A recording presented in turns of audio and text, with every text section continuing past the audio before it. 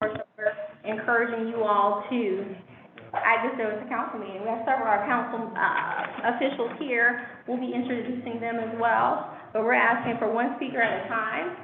We ask that you listen without interrupting. Please silence your phones. Give each other an opportunity to speak. No personal attacks, please. And again, we're going to end on time at 7:30. But before we go any further, I would like to, I know it's on the agenda for a little later, but I'd like to at least recognize our elected officials. We have our mayor, she's with us over there, Mayor Robinson. We have Councilwoman Miller over there with the mask on. Councilman Miller, who actually represents that area that it would be into. And then I think we had a couple that may have stepped out. There we go. Councilman Adams, over there hiding in the blue shirt. Okay, all right, so we've introduced our officials. I think Councilman Davis stepped out for just a second. And we have our city manager, she's with us as well tonight, and our assistant city manager. Might as well hit everybody. Sam's right there, he's our IT guy. And of course, everyone knows Maya Jackson, she's our planner one. And so at this time, I'm gonna turn it to Maya, and then Maya will introduce the applicant. So I'm sure everyone is familiar with the project by now, but I'll just give a brief overview of what many of you already know.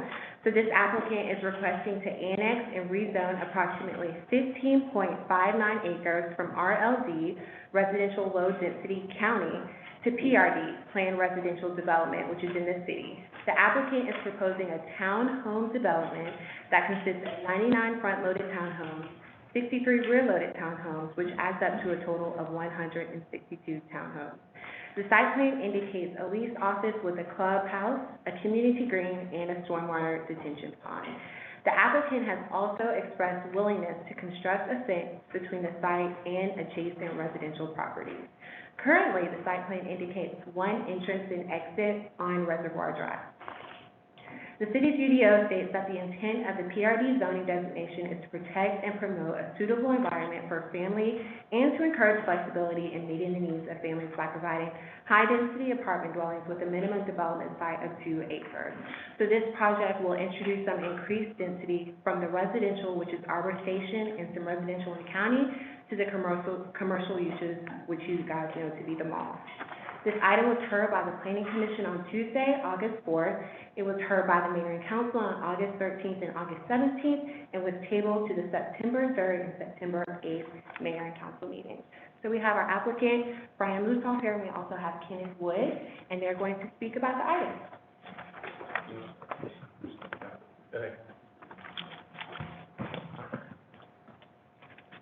And so we have a Kenneth Wood. Do we have the ability to flip through it? Oh, awesome. Okay, so this will help, and that way I know I can see what you guys can see. How many people, just curious, have actually already seen the presentation before? Have any of you already seen the presentation before? Okay, so I'll run through. I just wanted to make sure if I wasn't covering anything you guys may have already seen. And so the 15-acre property sits right by the mall, and so if you're familiar with where it's located at, which way should I point it? Let's make sure it's on for your clicker. Oh. And where should I point at? Just click. Okay, it's up there. That's up there for that. So this is the location. And so as we were, I represent inline communities, and so we're basically going around looking for properties in the city of Douglasville. This property came up, and actually the way we first identified it was we were looking at the county boundary map with the city map, and we knew we wanted to find a property around the mall because the mall is where the activity is, and now let's take out COVID, obviously, but that's where the activity is, the restaurants, and it's where a lot of the energy goes around the mall, and then all of the commercial up and down the road in the nearby area. And so we noticed that there was a gap in the county map, that it looked like kind of a hole. And so we started talking about annexation, and the piece was a good candidate for annexation. Looking at the land use map, it made a lot of sense because the land use map, everything it butts up against is very intense commercial uses, very intense regional uses with the mall. And so what we were looking at was for a for-sale townhome deal to be located in this community. And see, the transition from Arbor Place as well as Heritage next door into the mall was the natural transition for density. And so that's how we ended up looking at the piece of land. And so as we first got into it, it was the original track. As you come down here, as you come down Reservoir, I think the clicker might work. As you come down Reservoir, these two pieces were added down here. And so the intent of the plan would be to abandon that extra piece of Reservoir so that as you come down Reservoir Drive, just behind the furniture store, you would actually enter into the community. And we'll kind of go over how that feels and how the frontage is. And on this plan, we have no access to the north over to the mall. That is owned by CBL, and so all these lands kind of help everybody identify. You have the mall, and then all these commercial out parcels through here. This land that is just north of us, all that land, every bit of it is owned by the same company that owns the mall today. Kind of running through, this is the map that we talked about outside of Arbor Place. We noticed that this was where the undeveloped tract of land, or the land that just had the single house on it, was sitting right around the mall area. And then we got into the land use that I talked about, and so this is where you can really see what we're talking about was the intense uses. You have a planned development just to the west of the site. You have all of the general commercial and heavy commercial surrounding the site, and that was when we first got into looking at the regional activity areas, and then how this piece fits right within that, abutting to the residential areas. Going through the site, this was a survey that we conducted of the site, and you can actually see how Reservoir comes in at this right location and would access back out to Arbor Place in this fashion. And so all the parcels you see there, this parcel, this one, and this one is included in the tract. And then what we butt up against, this is a parcel that is a stormwater pond for the mall. This is an out parcel, and these two are out parcels surrounding. And then you have Arbor Place, as you guys know, surrounding on the edges of the property. So this was the file we obtained from Douglas County. So I want to make sure we don't confuse anything and everybody's clear. So this is from Douglas County. So this was actually zoned in the county, and it was zoned for the intense office and condo uses with commercial. And so it had a sunset on it, and so since at the time it did not go forward, it has reverted back to the zoning that it is today. But this was zoned in the county, in Douglas County. I cannot remember. Do y'all remember what years? 75,000 square feet of. 150,000 and 75. Yeah, that was it. 150,000 square feet of commercial and 75 residential condos. And so what we're proposing is much less intense of this from a traffic and also a density perspective. And so this is our original plan that we looked at, and we've made quite a few different iterations, but I want to walk through and make sure, even if you've seen the presentation, that you understand where we've been and kind of what we've gone to as we pulled back on some different plans here. So as you enter into the plan, here it is at Reservoir. This is the furniture store that's on the corner. One big topic of conversation that has popped up is that if you are up here on Arbor at this location, there is no sidewalk down into the property. It's very flat, it's very usable land, and it is right-of-way. And so we had talked about having a pedestrian connection coming down from Arbor into the site, but that is not there today. That is something we've just talked about.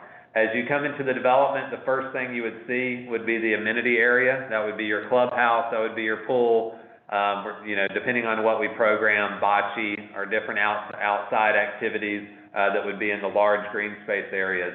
And then as you drive around the property, we have a combination of rear-loaded, which means alley, servicing off of an alley, which is more of a urbanist type approach. So we're trying to blend in between not having too much impervious with the alleys on the outside of the property, but also making sure that we have that urban feel being so close to the mall that we need to make a successful project.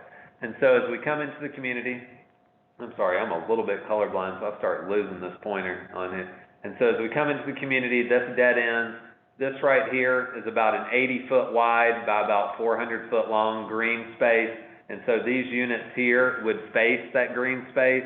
And so your unit would actually live facing that green space. And so that would be a common area. So all these units here in the middle, I start losing it. All right. All these would face this green area and this road. All these would face this 40-foot wide green area. So this would be an alley, this would be an alley, this would be an alley, and so these face over the amenity area. And then the perimeter is actually the front-loaded homes, and so they would be your more traditional homes where you have the garage in the front as you go through. So we got to talking, we had some different comments that came out, and so we actually created a new plan, which was this plan. And so what we did with this plan was to create, as you drive in here, would be these two areas here and here to have more of a park-like feel. And so this area up here is about over a half acre. This is over a half acre. So all these homes here and here now, we turned them so that they're facing that park. And so those were alley fed as well. And so we changed the feel of the community, the way you drive in, that on both sides to the left and right of you, you would see the front door, you would not see any garages or any back decks. And so as you drive into the community, that would be your arrival experience, would be to see the front of the house and the landscaping out in the front of it. If you go along the borders, here and all along the borders, you can see the distances roughly from the property line over to the houses, almost in every area, is roughly 60 to 70 feet from the property line. So if you want to get an idea how far this is from the property line, the required buffer, I believe it's 40. Is that correct? I believe it's 40. I'm not remembering that exactly right. But we are further inward than what the required buffer is. And so the comments that we have gotten from some residents along this property line here and here, and we just figured it would also continue here, is that they would like to see fencing at the property line, so that there is fencing. I guess there has been different cut-through traffic that could potentially walk from the mall straight through, or that's the comments that we had heard. And so what we've talked about is fencing along that border. In addition to that, we will try to save as many trees as we can along the border, in addition to planting new evergreen trees. So the evergreens are going to be your trees that don't lose the leaves in the winter, and so they would be a screening type tree. And so that would be what we would supplement in addition to existing trees on the borders up against you guys. So what we talked about against your subdivision has been fencing, as well as save trees, as well as replanting trees. And so everybody can understand how far that is. Stormwater has been a very large subject, and so we have our stormwater pond here. Currently today, if you walk out there is stormwater that basically drains toward your subdivision. And so we would change that. We have been actually talking, the mall has a detention pond here, and it actually has the pipe that drains around the subdivision. And so what we'd be looking at, the reason we situated the pond here is that a large portion of the site naturally drains to that corner, but also we noticed that some of the site drains to the south where there are no easements, for stormwater runoff. And so we would be taking this impervious and getting it to that pond and then tying into the existing pipes that are discharging from the mall. And so what we want to do, the best thing to do with water is to not re-release it in an open pipe so that it goes on the ground and then it just kind of finds its way. We're trying to put it into a closed system, into an existing pipe. That existing pipe is actually located all along this border from our development, and it stays over on the commercial land. And so from a stormwater perspective, we would be doing our part in terms of providing detention and water quality for the site, because we know stormwater is a big deal for the community.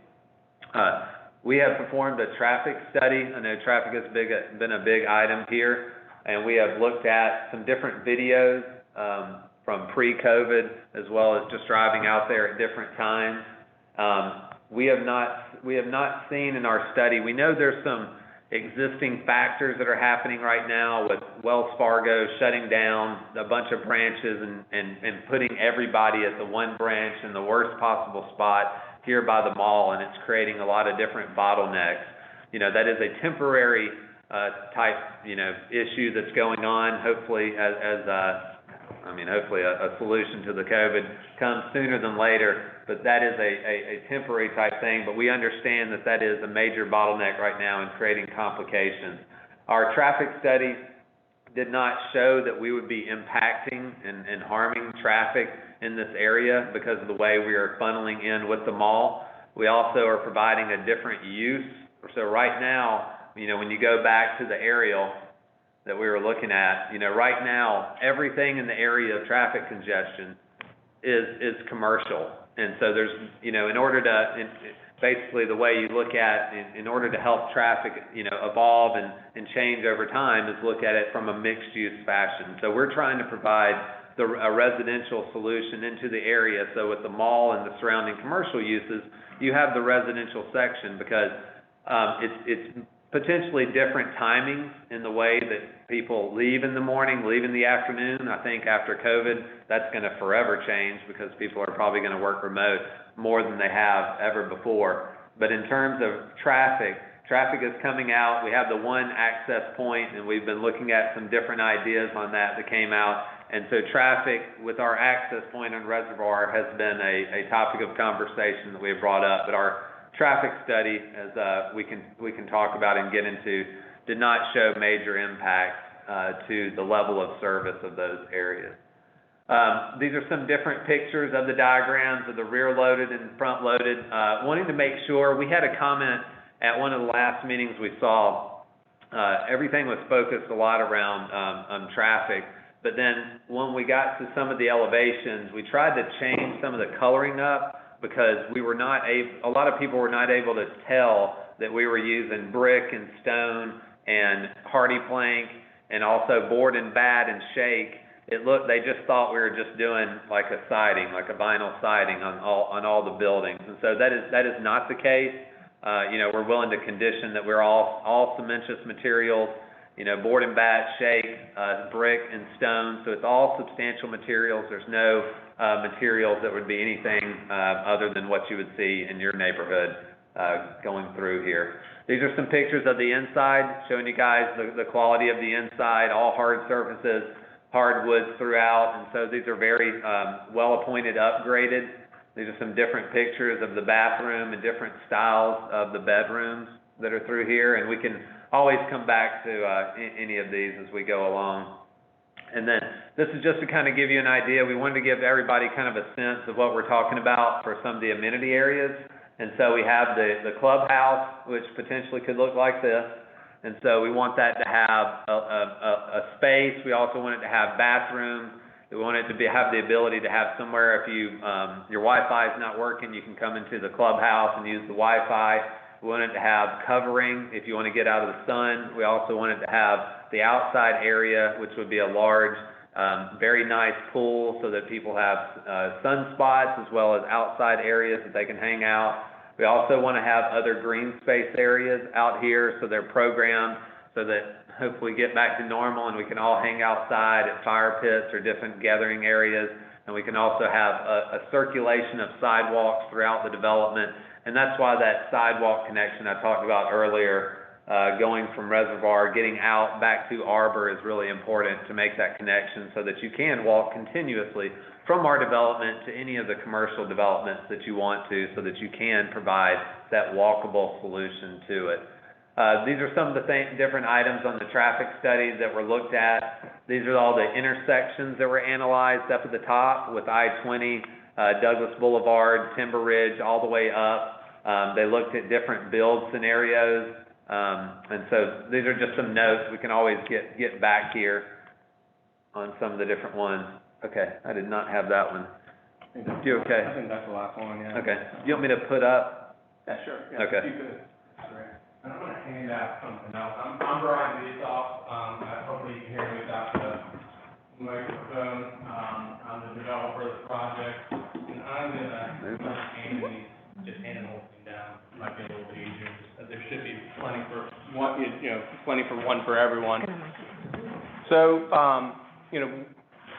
I don't think I've met anyone here yet. You know, as we kind of started talking about, we've been working on this project for a while. One thing that I haven't heard directly from any of y'all other than maybe Terry, is concerns about, traffic. We've done this traffic study, and we've got video that shows, the traffic works and that, that the roads are set up, more than enough for what we want to do here. But what we've heard over and over, as Ken was alluding to, is that there's concern that people may not be able to turn left from Reservoir Drive onto Arbor Place.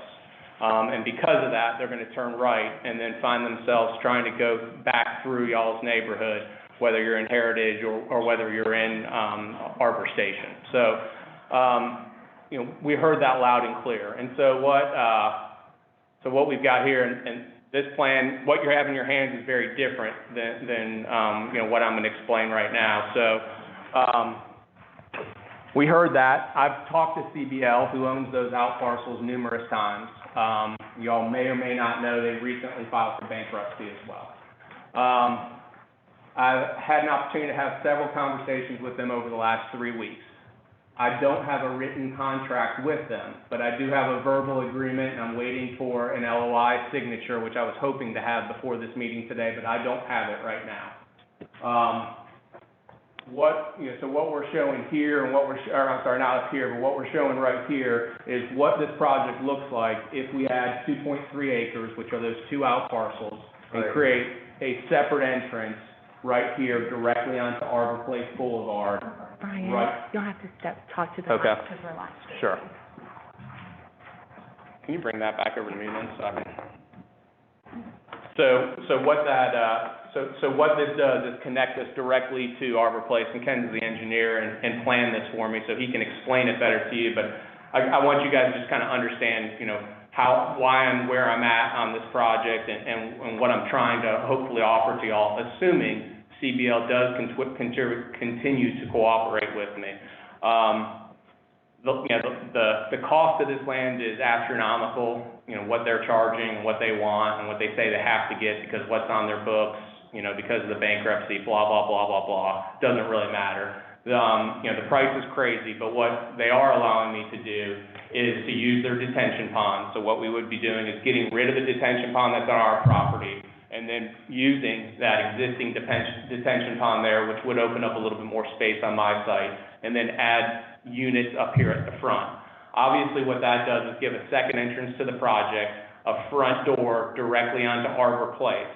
That comes at great cost to me for, frankly, just being completely honest, for something that I don't think is really an issue. I don't really think there's ever any chance someone's going to decide to turn right on Reservoir to come through your neighborhood, because it's hard to turn left out of there, because we've got a traffic study and I've got traffic video pre-COVID that shows that's never was never the case the entire, 2 days that they did it. Middle of the week, normal rush hour times, but, 24 hours. But regardless, we are where we are today. And so, what I'm, bringing in front of y'all today is, with Arbor Stations and Heritage Hills support, I'm willing to try to finalize this with CBL, to add this acreage, add this separate entrance, which, we would then be part of their association. We would be sharing in their detention pond. We'd be sharing in their ring road costs. We'd be a member of their mall, program. And so we would have access to all those private roads. And if anyone ever did want to go to 92 the other way, they would obviously now go left here, and they would go, directly around. And there would be, I don't think there's any, rational way where anyone would be worried about, traffic coming back through y'all's neighborhoods at that point. So that's what, that's kind of the new presentation that we have for tonight. They had a cutoff time, and we were still finalizing this yesterday before we, that's why we don't have it up on the screen for you tonight. But we do have it here. We do have a verbal agreement. I'm waiting for the signed LOI. This would probably delay it again because we're going to have to potentially re-advertise it according to planning. We're probably going to have to, I've got to finalize the full contract with these guys. There's, details on the pond we'll need to work out. But what I'm saying is, I think my sellers are patient. They're the ones that actually zoned that more intense use 12 years ago or 14 years ago when they zoned it previously. They understand, you know, that they understand what's been going on with COVID and trying to get in front of everyone. I think they'll give me plenty of time to go and do this if, you know, if we feel like we have support.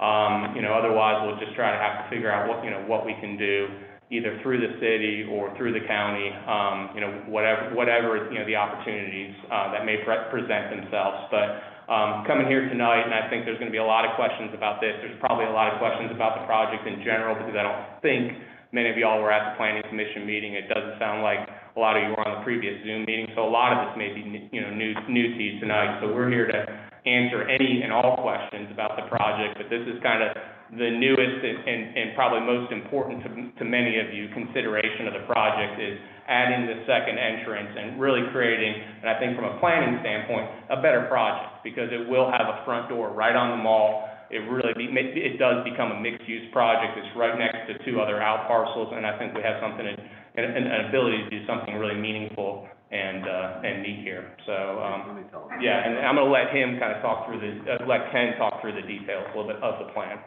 Okay, so last thing, and we'll open up for questions. I know too much speaking, everybody kind of glazes over some. So want to make sure, so in your hand you have this plan. And so if you're looking at it, just to make sure everybody understands what you would see as a resident.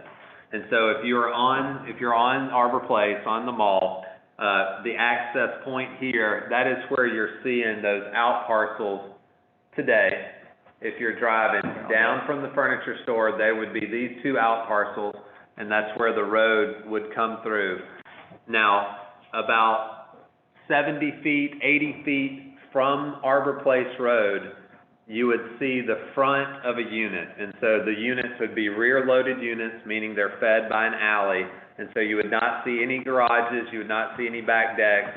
So if you're driving down Arbor Place, you would see these units facing the front. And then as you come into the development, it's more rear-loaded units and the amenity. So we basically reoriented the project from over here to over here, so that impact that we were looking for with the rear-loaded units, the alleys, the impact of looking straight ahead at the leasing office, at the clubhouse, looking straight ahead at the pool and everything, that really gives you that entry feel that we really, really want to create for that project.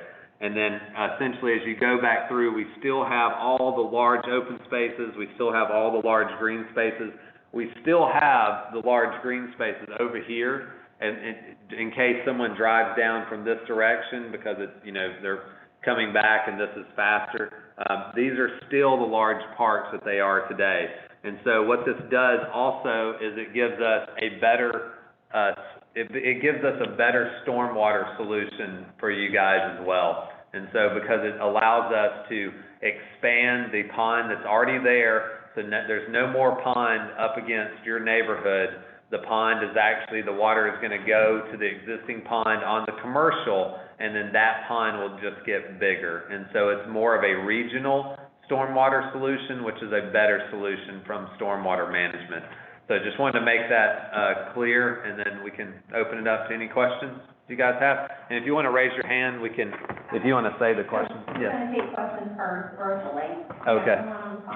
Yes, I think we have Sherry Ford. Sherry, if you'll state your name and address and then proceed with your comments or questions.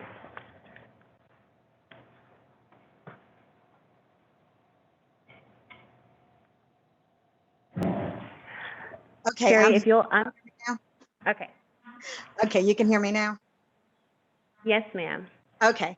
Okay, my name is Sherry Ford, and I live at 9444 Lakeview Court.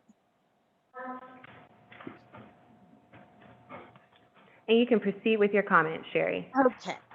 Okay, I'm not even going to touch on the traffic because I think enough people there is going to do that for me. But I did want to mention something about, everybody keeps talking about the mall. The mall was in trouble, I think, before COVID. So I think everybody's hanging their hopes that the mall's still going to be around in a year or two. I don't think that is set in stone. That's my personal view on that. And I think our schools are overcrowded enough. So I think this is going to cause an issue with our schools as well. My main issue, and Terry knows this is one of my main issues, which you did discuss tonight, and unfortunately I can't be there. I'm one of the people that desperately is very much concerned about the safety and needing fencing around to keep foot traffic away from our neighborhood, because that's been an issue in the past when there was a clearing, and I'm assuming there's going to be a lot of clearing with the tree, so it's going to make it easy for this, and it was causing some safety issues about 10 years ago. And so I would like to know exactly what kind of fencing, because you're now saying that you're willing to do that, what kind of fencing it will be. It has to be something where nobody can climb over. Do you I mean, I don't know if I'm making myself clear. So that is a huge issue for me. And the pond, of course, was a huge issue for me as well because of where it was going to be from where I live. But you say that's changed now, if I'm understanding correctly. Somebody can correct me if I'm wrong on that. But the pond is not going to be. Okay, I'm sorry. The pond's not going to be where it was when I was at the last meeting. At the last meeting, when I asked, I was told it was going to be basically in my backyard. That's correct. So the questions are that we'll address is the mall, the location of the pond, as well as the fencing, just for the crowd that's in here in case we didn't see it. So from the mall standpoint, so I can tell you just. Yeah, let me speak to that real quick if I could, because I've actually had the opportunity to speak to several executives at CBL over the last few weeks, and prior to the bankruptcy announcement, they told us they were restructuring their debt, which is, you know, the kind way of saying that. But I would agree that the mall is in trouble. Their biggest asset is their real estate and the real estate they've got around it. And I'll just tell you frankly, what they said to me is, you should drop that project. We've got a J.C. Penney's that is out of business. You should do that project in our parking lot. That's, you know, that's going to be the future of the malls. And our biggest asset is redeveloping these. They told me about 4 different projects they've got going on, one in Madison, Wisconsin, one in somewhere in Arizona, and a couple other places. It doesn't matter where they were. You know, talking about how they're taking those big, you know, behemoth stores that are done and doing Dick's Sporting Goods, 3 stores, and then either a multifamily or a townhome neighborhood next to it. And you know, their plan is to do something with Arbor Place. I don't work for them. I can't guarantee that's going to happen. But I will tell you, if you put more rooftops here and you put more people here, it will help rejuvenate that sort of thing. And they have constraints for what they can sell the land for, but they, I think, are very excited about the opportunity of putting more people here who can help support, you know, a more of a not 24-hour, but more of a not just go shop, you know, park your car, go shop, but more stuff that you can do there. So that's the one thing I would say about the mall, because that's something that they're talking about globally, and my equity partners and I have a call set up with them to talk about stuff all over the country next week. Go ahead, Ken, on the rest, please. Sure, and the only thing, what was her name? Sherry. Sherry, that I'll add to that is, you've seen Simon that owns all the other malls. They just moved faster. You know, you've seen the rejuvenation of what they did at Perimeter Mall, Mall of Georgia, all up and down, where they're trying to bring, you know, more of what you guys have across the street, you know, the more restaurants and the livable centers, and trying to make things more walkable and mixed use.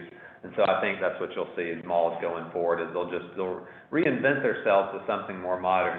The second part was about the stormwater pond. Yeah, so our new plan is to actually take the water, take away the pond where that was next to you, and actually put the water into the existing pond that is north of our site. The great thing about that is, from an elevation standpoint, there's a really large pipe that discharges from it that's well below our site. And so we're able to actually dig their existing pond deeper, and then we can have that elevation to discharge and be able to tie into it. And so our pond would be shifting up to the commercial land and not behind you. And then the last thing about the fencing, I mean, I think we're open, like it needs to be something nice, because this is going to have an established HOA where everybody will pay in, per month, and it'll be responsible for the maintenance. But in having it safe, we also needed to have where it's aesthetically pleasing, both for you guys as well as us, because just as much as you guys want to screen and have things nice for you guys, we want the same thing for our project too. And so I guess I would put it back to you to kind of give us some ideas of how you might envision that fence. We're open to quite a few different ideas. We just want it to be something that can be maintained and that looks good. Okay, yeah, I understand that. And I know that before, when we was having a problem with people such as robbing stores in the mall, and then they would run through the woods, the path, right where I'm at, that was an issue. Or it was just a well-known fact that there was some clearing there, paths and everything. So we've let it grow up. And I worked with them all, and they put like this little bitty wired fence that anybody could get over. That's one time. I would want something that would be safer, if that makes sense. Okay. So if I'll have to think about, can I get back to you on what my ideas are? Sure. I can tell you what we typically see on projects are two different types. We see people going away from the wooden because of the long-term maintenance. We typically see, if you're Googling, we typically see the black vinyl or green vinyl chain link so that it blends into the woods, or we see what's called a black vinyl or green vinyl aluminized fence, which it looks like a wrought iron fence, but it's actually aluminum and holds up for a long time. So those are typically what we see for perimeter fencing because they're not easy to climb. Okay. And we definitely don't want people running through our project either. We need to take our next caller. Next, we have Don Morrison. Don, if you'll state your name and address for the record, and then you can proceed with your comments or questions. Yes, my name is Don Morrison. I live on Wynwood Circle in Arbor Station. And my question was, or statement was, we've lived in the community for over 25 years, and the traffic has just become greater and greater. And it's hard for me to understand with these many new residents, whether they're exiting onto Douglas Boulevard through the mall parking lot or out to Chapel Hill, how we'll be able to handle the type of traffic that builds up at the intersections on both Highway 5 and Douglas Boulevard and Chapel Hill and Douglas Boulevard. It's just almost impassable on the weekends.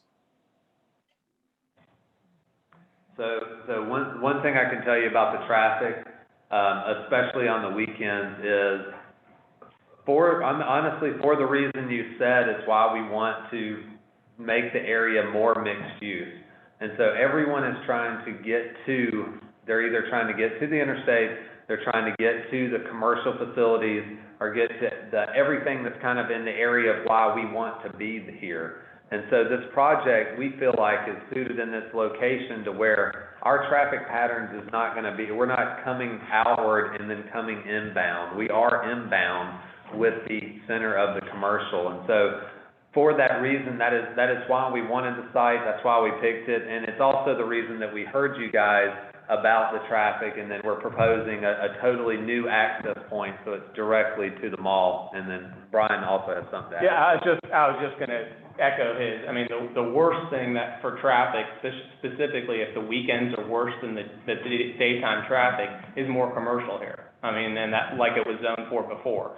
That would be the worst thing. It would be bringing more people from the outside in. What, as Ken's saying, and this is, new urbanism planning is mixed use. You put residents here so they don't have to get out and go on the road, and they're not clogging all those arteries. So, I mean, I get it. I know change is difficult and nobody wants change, and everyone would prefer we just go away and nothing happened with this property. I completely get that, and I understand that, and I'm empathetic to it. But I don't think that's the reality based on the sellers as I know them. Something's going to happen here, one way or the other. And I do feel like this is from a traffic standpoint, a very sensible way to approach it, specifically if weekend traffic is your biggest concerns and not the rush hour. I mean, even rush hour, this would be less, but it's just a different use. We're going to do a comment. Thank you so much, Mr. Tree. I just just wanted to, read, I was kind of taken aback when you, mentioned about the mall going into, bankruptcy. And so, because I had a conversation with Mr. Curry, who is the mall manager for Arbor Place, on Tuesday of this week, and he said that the mall was at 95% occupancy. JCPenney's is not closing. Their national office sent a letter to say that they were supposed to have closed July the 15th, but they're staying open. Justice closed, and I think that there's going to be a collaboration with Forever 21 and H&M stores. So he says as far as the mall is concerned, Arbor Place is like a phoenix. It just keeps rising. Our sales are great. If you look at the tax digest for the mall, Arbor Place Mall is doing very well. But he did make the comment when I asked him about CDL companies. And he said, good evening, Madam Mayor, and all that. CDL, the owner of Arbor Place, announced that it has entered into a restructuring support agreement, RSA. The RSA sets out the terms by which CDL will pursue a comprehensive restructuring, allowing the company to eliminate debt, lengthening its maturity profile, and simplifying its capital structure. In order to implement the terms of the RSA, we expect to file for voluntary Chapter 11 protection by October 1st. These plans will help to strengthen CDL's balance sheet and organization, and more importantly, operations for all the properties. But Arbor Place Mall will continue as normal. Yeah, so, if I misspoke, I apologize. I did not mean to say Arbor Place is going into bankruptcy. The owner of Arbor Place is going into bankruptcy, and they own, like I said, I think it's 290 of these across the country. So I didn't mean to indicate it was just Arbor Place that's going into bankruptcy, or that this is what's causing the bankruptcy. I misspoke if I communicated that. So the company that owns them, that has malls all over the country, is the one that's restructuring their debt, as we said. I can just tell you, I heard something different about JCPenney. I know JCPenney has struggled nationally, but I just heard something very different on my conference call. There's actually someone here that was on my call as well that heard the same thing with me, about the JCPenney and specifically about that parking lot. But I do think, regardless of whether there's going to be new additions or they're going to, like you said, just continue to bring new tenants in, I think either way, this project is beneficial for those purposes for them. I just don't want us to run away and think the mall's closing. Yeah. No. We don't want that. No. We do have people who signed up virtually for in-person comment. Do we have Mr. William Golden?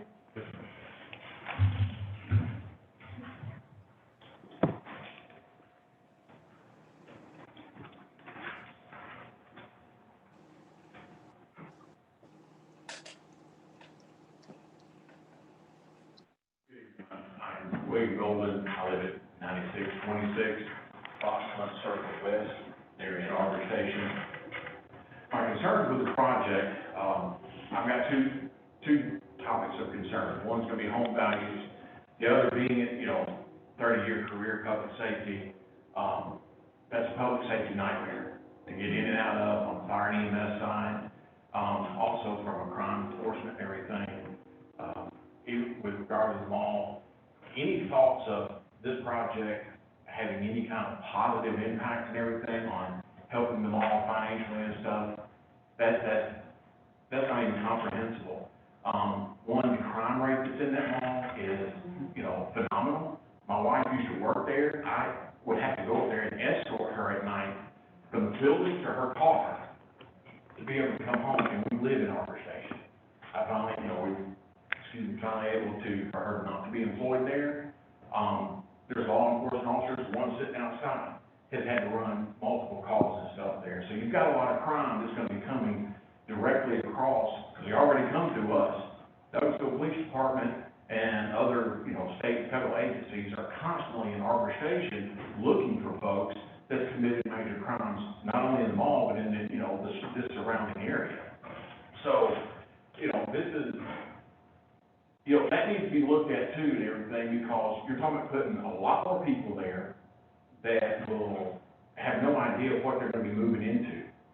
So with that and everything, that needs to be looked at. And also, as of 5:30 this evening, pulling up, surrounding home values, all the homes that are in Arbor Station and Creekwood area subdivision that will back up to the backside of this development, you're talking an average home value, 195 to 289. Now, if you go across the city and everything, you'll look at a similar development that was like this, not quite as large, but it's off of Belmont Park Drive. Before that development was put there, those home values were at like 1 to 110. After it was there, they dropped down to 70. So I know for my home, I know what I paid, I know what my home is valued at today. You put this in my backyard, I wouldn't even get what I paid out of my home. So, and there's others and everything around this. Heritage Valley goes from anywhere between 150 to 220. So that's going to, they're going to be affected as well as home values and stuff. Now, whoever buys into here has no idea the tax increase. Part of it, we just got hit with this afternoon. The second part's coming on, here very shortly. And unless these are, built as sold, then, can you guarantee us and everything that when you complete the entire development, that people are going to be already ready to move in there? Or how much of this is going to sit vacant?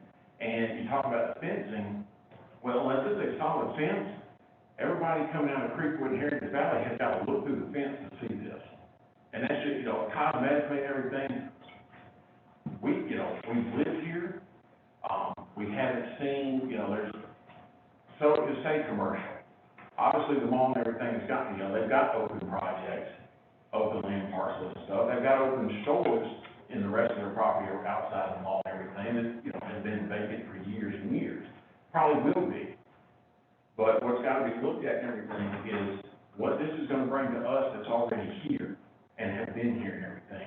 New outsiders coming in, we welcome them and everything, but there's plenty of residential homes and stuff that are, if they want to move here, they can move into. You got a real estate agent sitting here who can, they can go, vouch for it, as far as the real estate market. There's, an architect and developer that can tell you the same thing, and they're, they do their business here.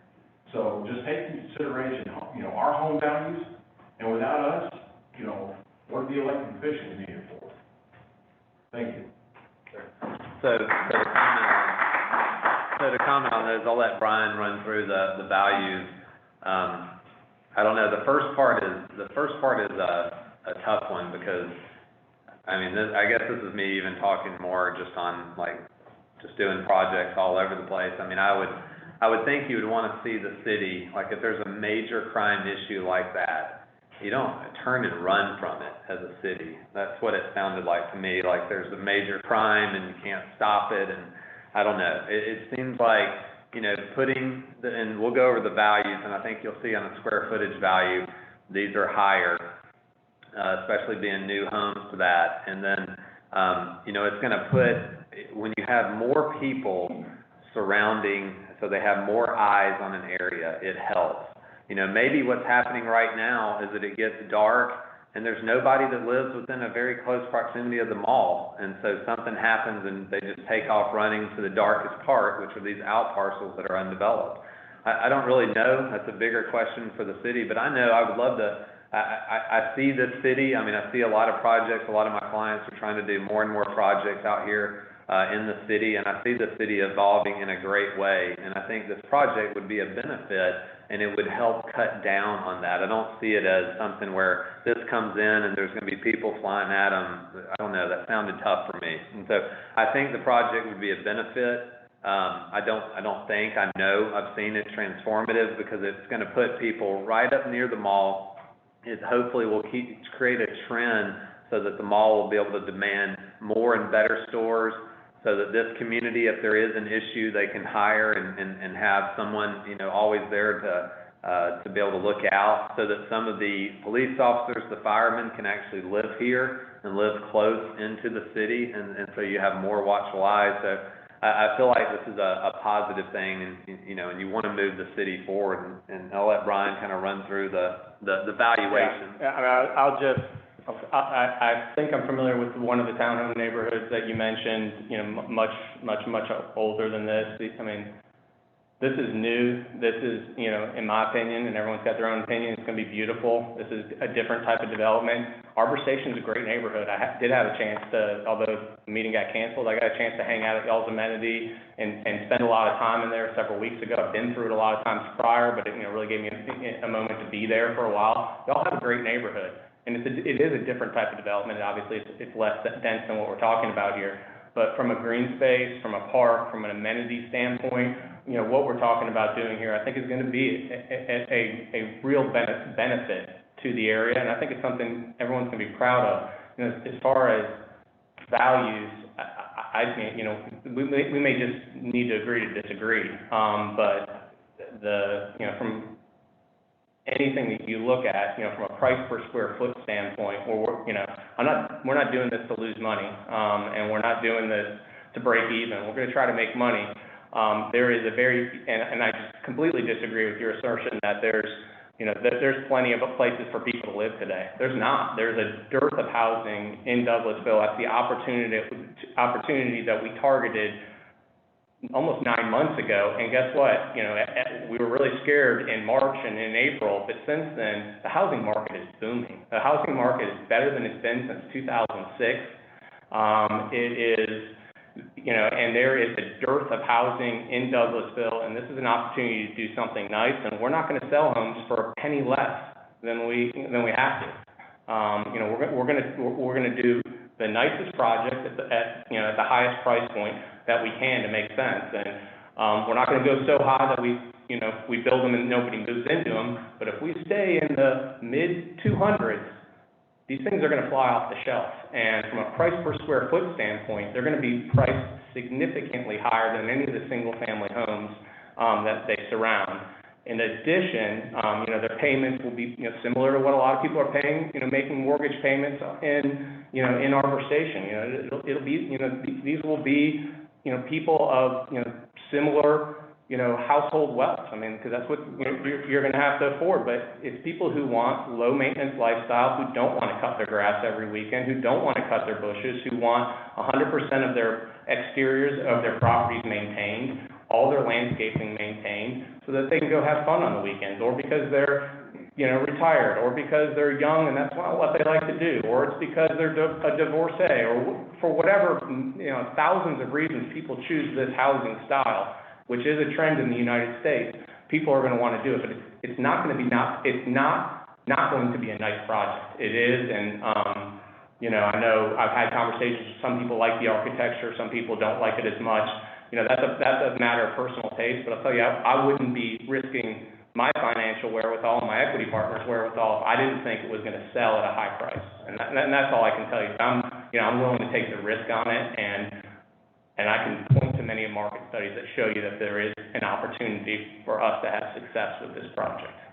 All right, Brian, thank you so much. We have 3 individuals signed up to participate tonight. We've got Marilyn Hart. She's here. All right, and Cindy Welch. And we're still looking to end at 7:30.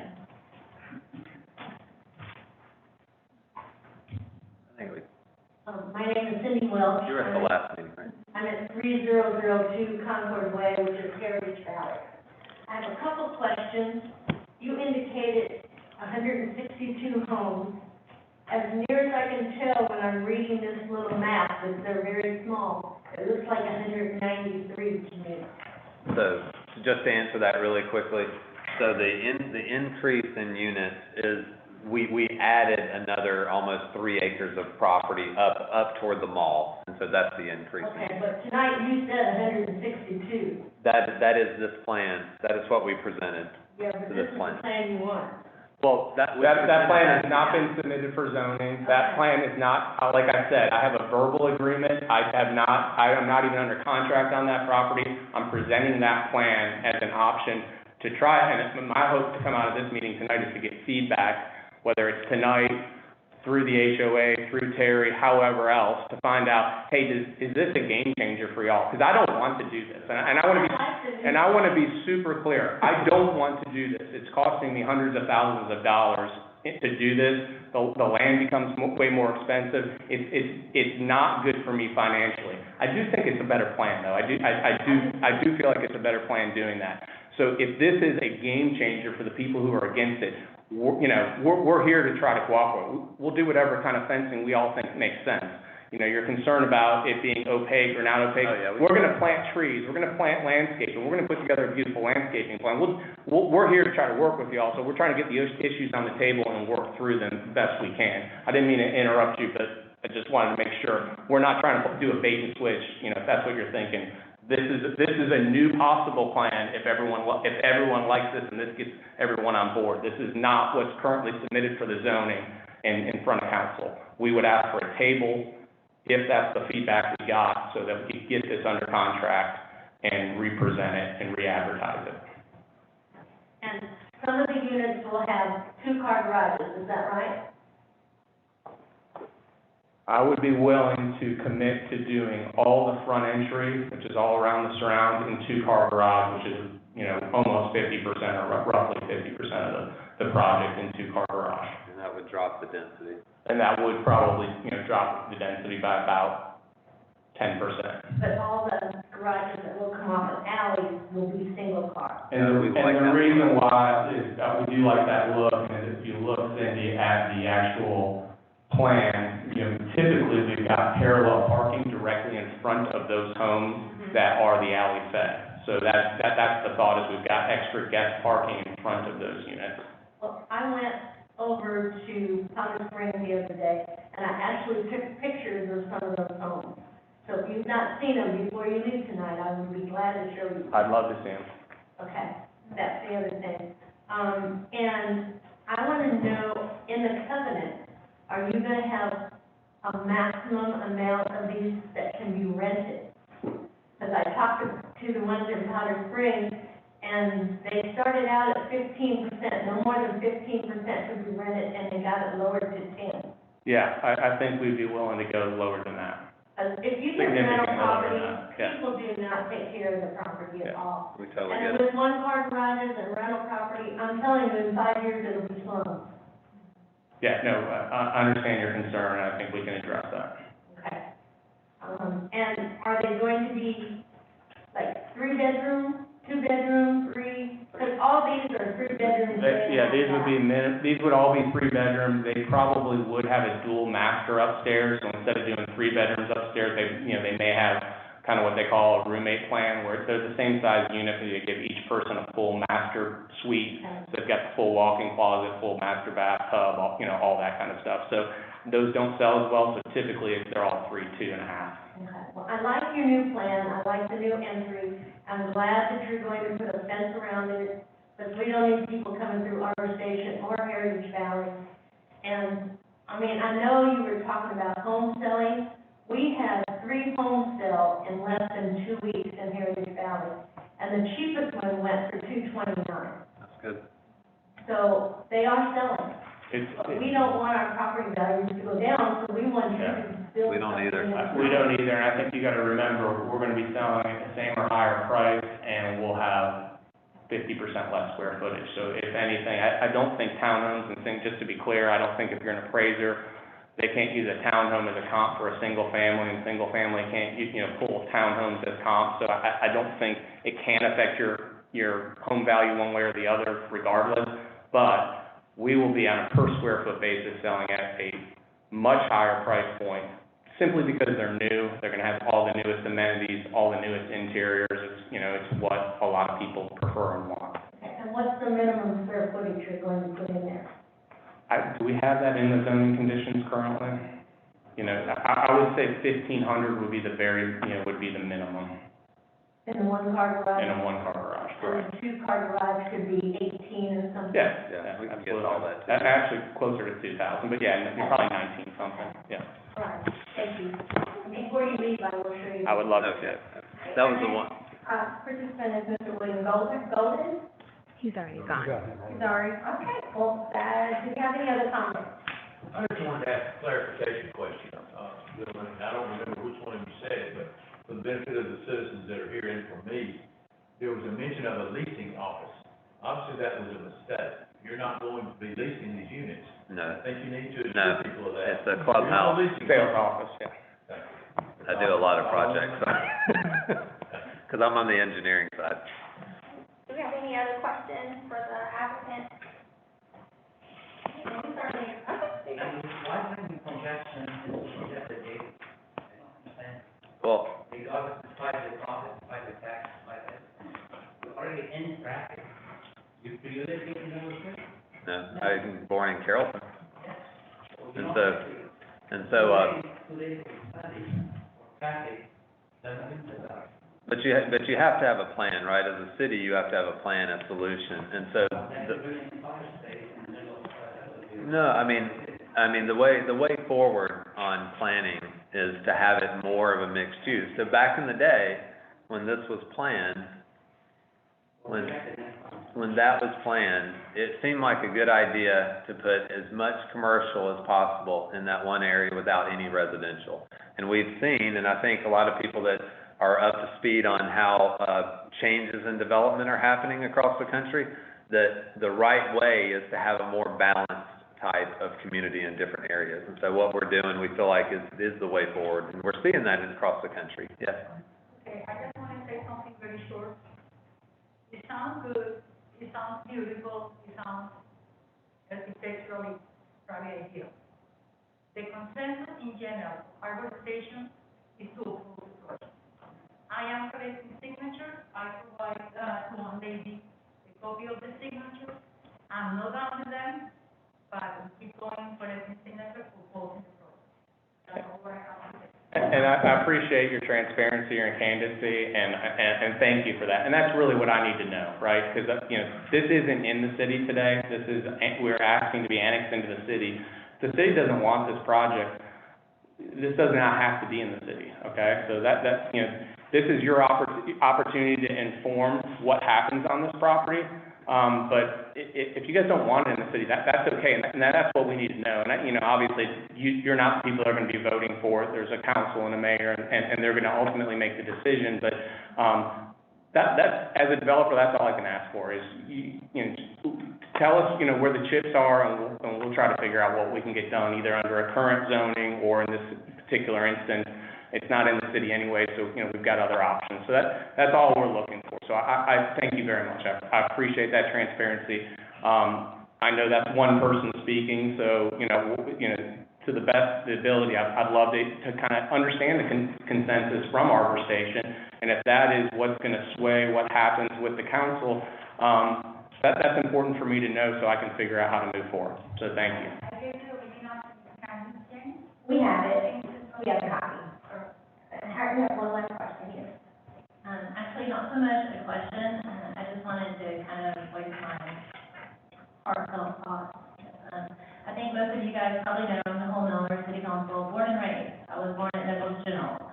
I've watched the development in our community, and I remember back in the 80s when Arbor Station was the place to be. It was so exciting that we had a magazine and a parade to support it.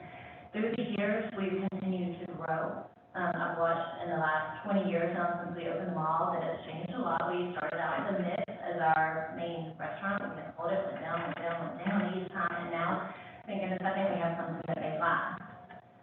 But if we don't have a place for our residents to live, we're going to end up losing it. It's going to be the Walking Dead building. And as far as our property values, because they're going up, I just had to check my car because I couldn't remember. I was licensed originally in 04, so I did watch as, the market has changed so much over the last, 15, 16, whatever years now. We are almost in a housing crisis right now. We do not have inventory. We do not. Our median household income is about $195. Anything right now under $220, $250, I'd go so far as to say $260. If you put it on the market, if it's not gone under contract within 48 hours, you're doing something wrong. I've actually had buyers calling me crying this week because of my seller's decision to go with a different property. This house was on the market within 48 hours, we had over 20 viable offers. These were over asking prices. These were not, I mean, these are good offers. These are people who they want to become homeowners. They want that change. They are writing letters telling us that they just want a yard, they want a home to call theirs to raise their children in. I have some clients who are actually living in an extended stay now because they were renting until they could find a home that they wanted. Their landlord sold a home and they keep getting outbid in these houses. I've got another buyer who I'm working with right now, and now they're ready to rent because they keep getting outbid as well. And it's not because it's a low offer, it's because we don't have enough housing. No, there are people who, we need this, we really do. And I understand that it's troublesome, but and maybe it's growing pains as well. But this is a good project, and please keep in mind also that for the property owners, they have a true right to the highest and best use of their property. So if it's not this, it's going to be something else. So here's our chance right now to work with some developers who have a really good plan. If we don't like something, they seem to be really willing to listen to us, to tweak it, to add a fence, to move upon whatever. Here's our chance to help develop and mold our community in a really good way. So please just consider that although you guys have your homes, there are people who are waiting to find their homes. I would like to add something when you said, we don't oppose to the project, we oppose to the location. Okay, but what I'm saying is that location, unless you go buy that property yourself, there's a property owner and they have a right to the highest and best use of that property. Something is going to go there. And right now for our community to bring life back to the mall area, this is a really good project. Right now, yes, we may have a 95% occupancy rate at the mall, but there's 5 and 9 stores. Here's our chance to bring back decent homes at a good value that are going to bring life back in and bring back some decent stores before we do lose the few anchor stores that we have left. So right now, if you guys see something in this plan that you don't like, here's our chance to talk to the developers and see what we can do about it, because something is going to go right there in that piece of land eventually. Something's going to be there. Yes, sir. I disagree with what you're saying. Why don't you leave it low density? It's gonna you're gonna sell houses. It's gonna be houses. Why are you bringing high density? That's the problem. It's that it's in the city. And like I was saying, and for my entire life, I think that I've been here, I've watched, we are part of Metro Atlanta. That's never changed. Wrong location for high density. That's my opinion. Can I ask a question? And we have bunch of signatures. So one question for you would be, and I'm not the developer, but I do projects all over the southeast. This project is right next to a major mall. Where do you see townhomes needing to be built? Exactly, that's the first time on that side. So where do you think it should be? Outdoor, not indoor. This is not apartments. Where do you see for sale attached housing needing to be? You have a lot of vacant land, which is no traffic. That's what we're taking up, Why high density in this location? because it's right by a mall. And just to echo, what, And that's it. We're gonna suffer because we live here. and I'll just point to why high density. What I'm proposing is less dense than what, this is in the county, this is not the city's land. I'm requesting to be annexed into the city.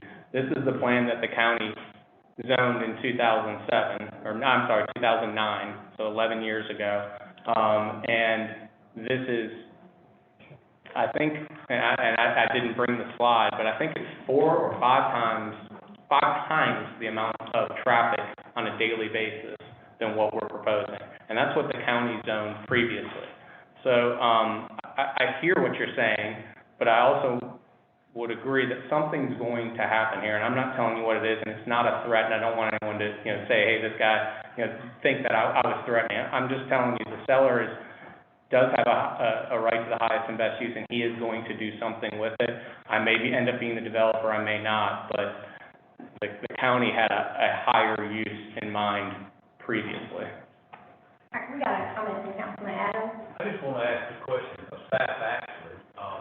If we could provide the neighborhood with the land use plan, something in the land use plan in and around the mall that provides for a higher density of residences because of its location. The further you go out from the mall, the more rural you become, the further out into the county you go, the less density you're going to see. The closer into the city center, the closer into a regional mall, normally the higher density you're going to see. Now, whether or not this was originally platted or originally in a future land use plan shown to be multifamily, I don't specifically know about that piece. But there was obviously something in the plan if this was presented at one time, but was not found to be feasible then. So the density is going to increase as you get closer to the downtown area, anywhere that you go. I do know that. I don't know what our plan showed this to be, but I'd like for them to know that. It does, and we can provide that, we can email it to your HOA representative, but it is higher density for that area. Because if you think about it, the townhomes act as a buffer between the commercial district and the residential piece. It's just a part of planning.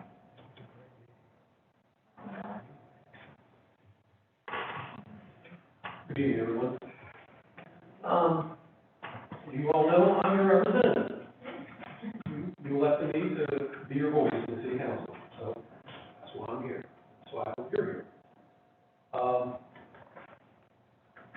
My goal here is to listen to you as carefully as I can, and basically,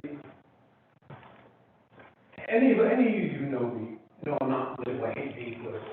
It's not going to be like, okay, which way is the wind blowing? That's the way I'm going on things. My goal is to vote and to convince my fellow council members to make choices that are in the best interest of the community. That's the bottom, period. Doesn't matter. I don't care if I'm reelected or not. It's a horrible thing for a politician to say. I don't really care. I don't give a crap. Okay? I'm here to do a job for 4 years, and that's what I'm going to do. Okay? Period. And I may agree or disagree. If the overwhelming consensus is that the community doesn't want this here, I'm going to go along with you. Because, you know, I'm your neighbor. I live with you. My house is on Wood Creek Lane, 6822. You can come by my house and knock on the door. Right now, the lock doesn't work so well. I shouldn't tell you that. You just got to fix that, so don't push too hard. So I'm going to be affected exactly the same way that any of you will be. Your problems will be my problems. Your successes will be my success. That's the way representative government works, right? I live in your community. So if the consensus of the community is that strong that you just don't want this in the city, okay? I'm fine with that. But there's no expression. Be careful what you ask for. It's just my gift. And I appreciate your comment. And you said I don't like anybody here in this room. I don't like to be threatened, and I don't think anybody wants to be threatened by saying, okay, we don't want to. We're just going to take over the county and do whatever the hell we want to do because the county will let us do. I don't know what the county will let happen. But this is an opportunity, if you're willing to go along, to influence the project, to have a say, and have it, you know, have the extra entrance, or have the fencing, have the reservoir placed the way it would make more sense, okay? If they walk out of this room and go to the county, maybe that's all off the table. That may or may not happen. I agree with you. I don't think we should be threatened, but the reality is the reality. So the question you have to ask yourself, and I will listen to you, is do you want to have a say in this project? Because it's probably going to happen, whether we like it or not. It's probably going to happen. Because that piece of land is just too valuable. It's too close to the mall. Something's going to happen. So the question is, do we have an influence on it? Or do we pass that influence up? Let the county make the decisions. The same county that was arguing over 33% tax increase today. By the way, I will point out that we have nowhere near that level of tax increase. So that's the question I pose for you, is how do you want this project to be decided? If you do not want this, I'll work with you on it. I'll go with you, okay? Like I said, just be careful what you wish for. I don't always like to have the last word, so if anybody else has anything else to say today, or anybody want to add anything, in response to what I said, I'm more than welcome to have your feedback. If not, I'll stick around for a while after the meeting. I'm happy to talk to anybody, listen to you one-on-one if you don't feel comfortable speaking in a forum like this. Think long and hard. let's continue talking, it's not gonna happen, one way or the other, it's not gonna happen overnight, it's not gonna happen right away, you're gonna carry on for a while, so, let's continue the conversation, and I wanna hear from you, okay? Is there a way they can get comments over to us through you guys? Can they email you guys comments? Is that, because I know that at every public forum, there's people that don't want to speak publicly, but they have Yes, comments. you can do that. We can accept any comments you have. You can email us to our office zoning@douglasvillega.gov. We can make sure you get that information. Also, the item will be heard on the third, September 3rd and 8th. They will be requesting to table it. But of course, Mayor Council has to vote on that as well, so you would want to attend as a public hearing. But if you have any other questions or comments, please feel free to contact our office. Mayor, do you have any final words? Councilman Miller, any final last words? No, So I just want to thank the citizens for coming out. I really appreciate it. I love our community, and one of the reasons why is that we care about where we live, and we care about each other.